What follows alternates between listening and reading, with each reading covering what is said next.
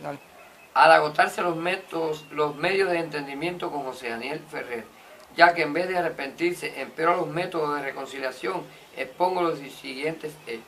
El domingo 29 de septiembre del presente año, encontrándome en la entrada de Mangos de Baraguá, del municipio Julio Antonio Mella, Santiago de Cuba, en espera del ómnibus que me llevaría a mi hogar, ya que yo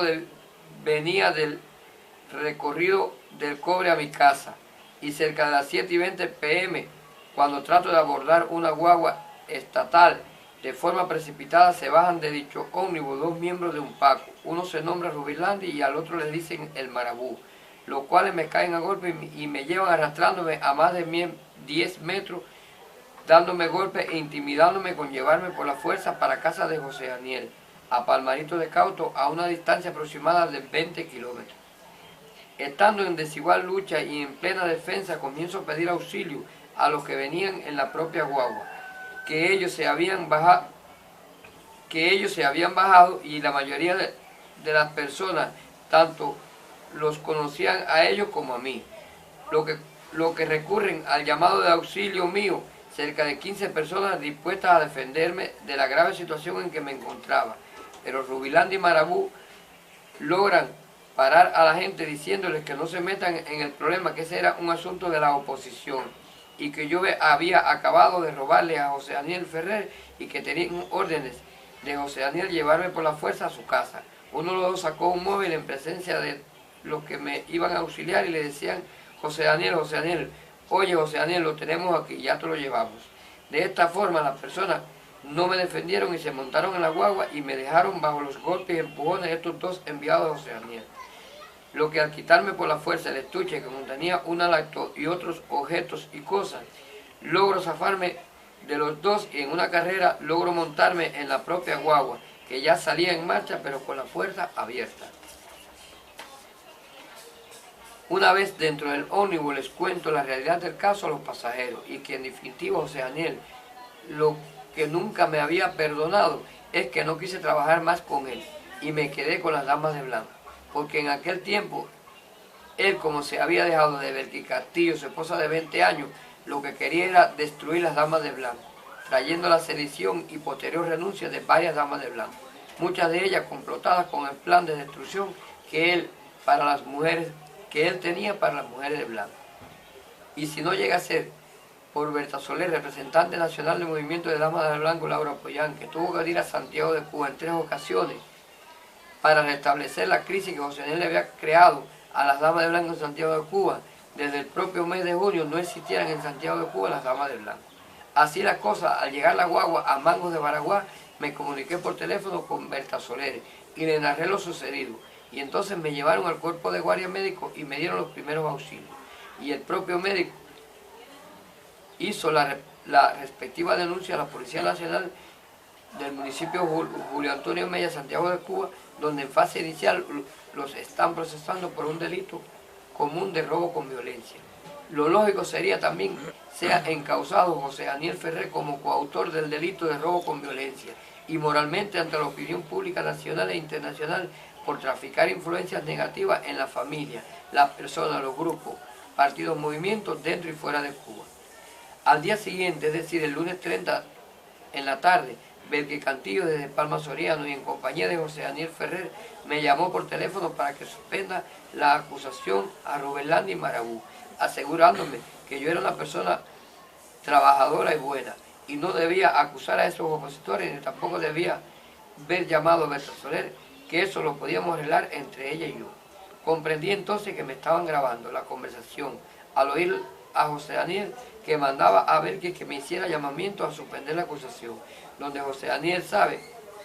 que puede ser procesado junto a los atacantes Rubilandi y Marabú por graves delitos comunes sancionados en cualquier parte del mundo. Belkis Castillo, representante de la delegación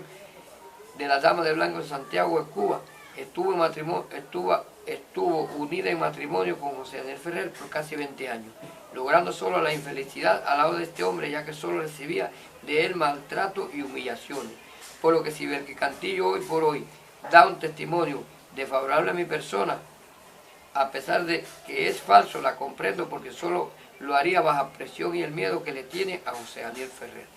Testigo fui por varios años de los maltratos degradantes de hechos y palabras de José Daniel Ferrer contra su propia esposa, contra sus propios 3 hijos, su esposa Belkis Cantillo, hasta su suegra, su ex suegra Marta Ramírez, que el colmo es que José Daniel no le quiere devolver su casa a Marta y los tienen viviendo apretados en un cuarto en casa de una tía de Belkis Cantillo en Palmarito de Cauca. Y la anciana de más de 60 años lo que más le ruega a Dios que José Daniel Ferrer le devuelva su casa, que Baracoa, su esposo, le dio en vida, y aparte de estar apretado, desea al menos morir en paz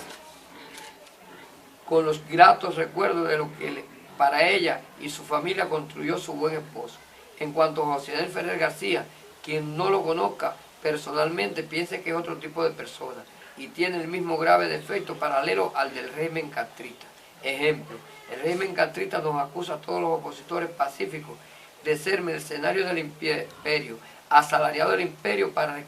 restar credibilidad a nuestra acusación sobre la incapacidad del régimen a mantener un orden político y económico en Cuba. José Daniel Ferrer acusa a los líderes opositores que se les enfrentan como agentes de la seguridad, malversadores, estafadores, entre otros calificativos irreales, como el penúltimo caso es el de Denia Fernández y ahora el mío. Y lo más lamentable es cómo trafica influencia para que otras personas testifiquen a favor de sus mentiras. Ejemplo claro fue el encontronazo que tuvo al querer destruir las damas de blanco en Santiago de Cuba, por lo que fue criticado duramente por los altos dirigentes opositores dentro y fuera de Cuba. No solo es conocido por su violencia doméstica que mantuvo a su familia durante toda su vida, sino también como tenía fama de caerle a palos a pacíficos opositores por el simple hecho de dudar de ellos o de no estar de acuerdo con respecto de trabajo. Entonces cogía y golpeaba a quien se le enfrentara. En una ocasión que yo tenía que partir para La Habana, me pidió que le prestara un DVD portátil de pantalla y desgraciadamente el DVD hacía unos días que se me había roto. Y al decírselo, me cogió por el cuello y me cayó a golpe. Que si no llega a ser por Belkis Cantillo y Martica, su hija, yo la hubiera pasado peor. Lo que me pidió 1000 disculpas, diciéndome que yo era una buena persona, casi al doble de su edad, y en verdad yo lo perdoné. Otra situación que nos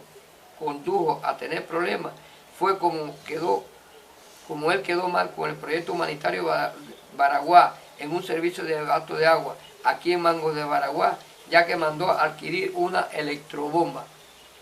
para después él pagarla, y después de un año de estar meses por meses diciendo que la iba a pagar, ahora sucede que ya no soy de la UNPACO y menos sea responsabilidad de pagar la turbina. Me recuerdo que en una ocasión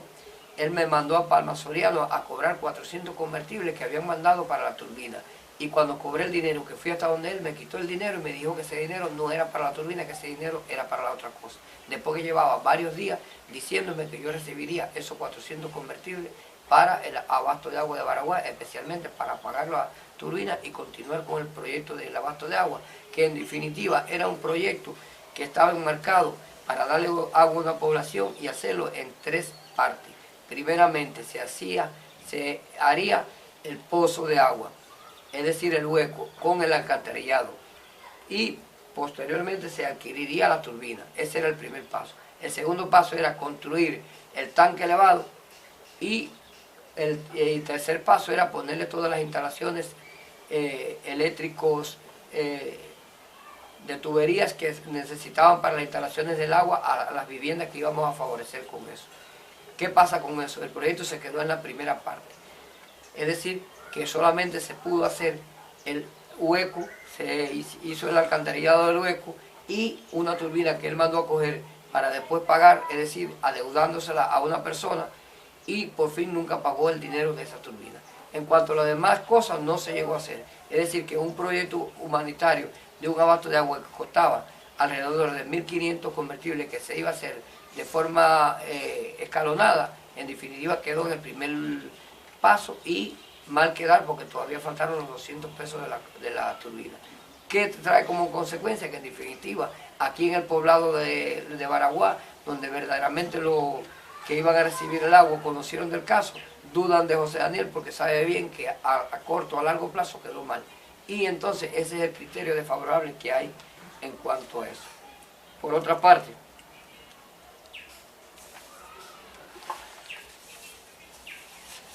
para que